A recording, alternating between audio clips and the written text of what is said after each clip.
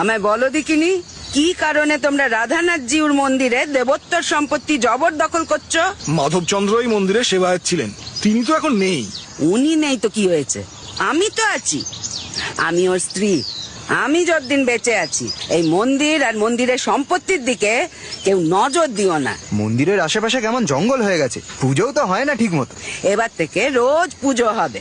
আমি একজন পূজারি ঠিক করেছি, আর আমি এখন থেকে এই মন্দিরের সেবায়েত। কে কে ওখানে?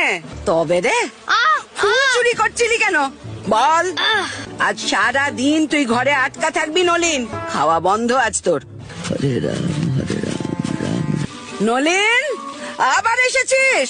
লুকিয়ে থাকিস না, বেরিয়ে আয় বলছি, হতচ্ছাড়া বেরিয়ে আয়।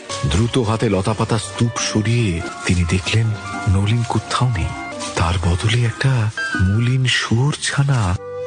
যা, বেরো বেরো বেরো। আরে আরে, কি করছো তুমি? থামো, ওকে তাড়িও না। আরে এখানে কোনো শুয়োর ঢোকেনি, আমার মন্দির অপবিত্র করিস না তো রাজা। জয়কালীর কাহিনী এইখানেই শেষ।